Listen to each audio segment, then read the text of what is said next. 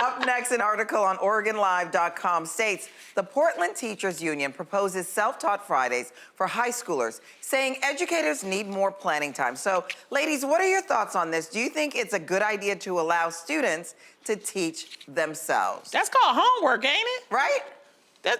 Yeah, after-school programs, tutoring. Yeah, it is. Okay, now I ain't for that. You're a parent. Not? What you for? No, you know what? I think, listen, teachers have it hard. Yes. Teachers need some love. Teachers need some time. Yeah. If it gives the teachers a little bit more time to have Fridays so that they can plan better, so that they can really correct the reports and all that stuff, I'm okay with it. And what it says in the article is that some kids who need a little bit more help, they'll be able to help them online. Yes. But it's just a day that the kids get to be home and do homework. Listen, we've lived through that in 2020. I know, but the right? problem is a lot of parents that can't allow their kids to stay at home. That's the first thing. So I think if you want to do that and you want to give teachers a break, then have them all like in an assembly and have like, you know, a substitute teacher or one person that we need That's to not a bad volunteer idea. and stuff because, you know, like a lot of these kids, they need structure. They need a place to go. And you know what? Now that you say that, I can see what you mean because some kids actually get their meals from school. Yeah, so that's I get true, that. too. Yeah. Yeah. But it was really high schoolers, though. I feel like high schoolers can take care of themselves at home. Yeah, but a lot of them, you know, they're not eating. My friend Monique, you know, our resident teacher, she works at a rural school, and it like they had to even during COVID serve meals to the kids because they weren't getting the proper. Fed, and so, and I also feel like not only the food, I just think that they do need to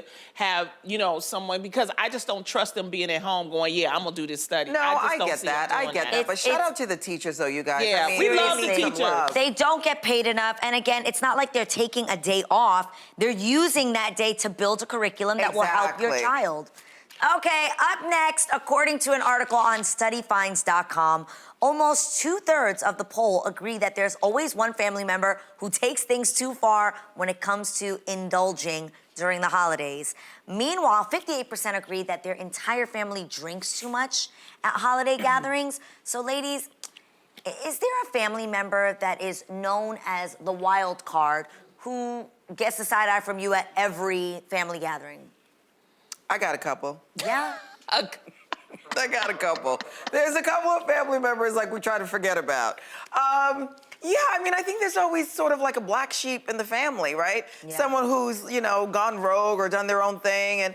And I think, you know, they're still family at the end of the day. You may not, you know, they may not even want to be shouted out. Do you know what I mean? They may not want to be out there with you talking about them. They may just want to live their lives. And I think it's okay. They're still family. Yeah. And you know, I think this was talking about people being embarrassed to bring people home for the holidays. Look, if you know you got some crazy cousins, don't bring your date or whatever. You know, that's when you gotta figure out that.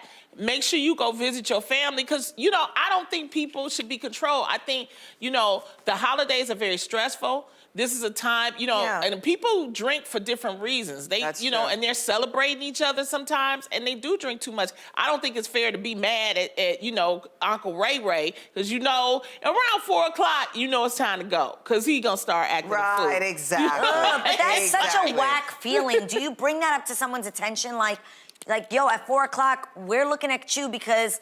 No, I'm not saying, It may not I'm not saying change. talking about him. You know, I'm saying, because what this article was saying is, they said embarrassment affects your personal intimacy as something that you want to keep a secret from coming to light. So it means not bringing somebody to your family event because you don't want to be embarrassed by your family. What I'm saying is, do you approach the person who you are embarrassed about and tell them that what they do, their actions, cause you embarrassment? You could do that, but that would put a rift between you and that person if they're not ready to grow. If they're not ready to acknowledge how they are, they may think you're crazy and I'm fine. You ever think there's people that really don't know? They don't. Oh, yeah. They know? Some do and some don't. Don't you think some people are in denial about it? You know if you drinking too much. You know if you acting a fool. Because the next day, you check on them and they like, oh, yeah, we got wild. You know what I mean?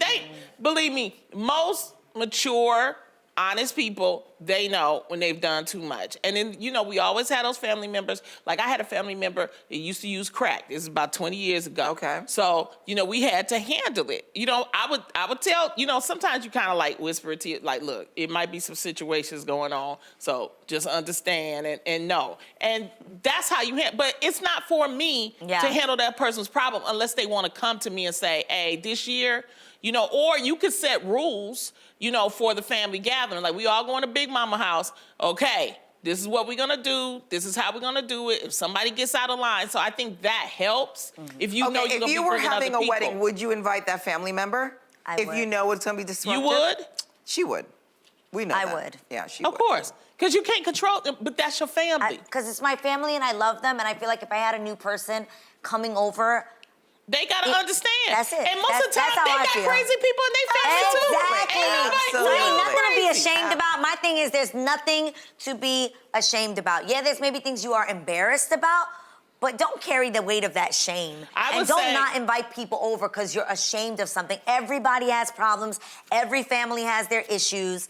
I don't think you should carry that shame, I think you could just say, hey, some stuff might happen, pop off, that's it. Right. But you're welcome to come. Yeah. Okay. There you go. Here's something that made me chuckle. I came across a post on social media that states, your kids probably know where their presents are hidden. I'm sure we've all thought we had the perfect plan to hide something at some point in our lives. So is there a time when you failed, Garcelle, at hiding something? Yes. So many times I've run out of places to hide. I usually do my bedroom. My bedroom closet is where. But now they go, Mom, where are the presents? And I'm like, get out of here. There's nothing for you. Yeah. So now I'm dividing them. I'm taking pictures so I don't forget where I put them, though. That's the key. It'll be March and I'll be like, oh, wow, this was a Christmas present for Adrian. So I don't. They say the number one hiding place Where? that everybody goes is the bedroom closet. Yes, they say, exactly. That's what I'm talking about. That's what they say. They say the kids, they know. Them nieces and nephews of mine go straight to my bedroom closet. Under the bed. Bedroom closet. It's like the regular trunk of the car. The trunk of the car is trunk not of a the good car. idea. Or the coat closet. Well, because the coat closet, but up top. Yes. Up top so they can't reach it. That's what I'm doing now. Hope Jess and Jada not watching. Closet up. They're not checking the coat closet. We live in LA. Okay. Where you putting a coat on?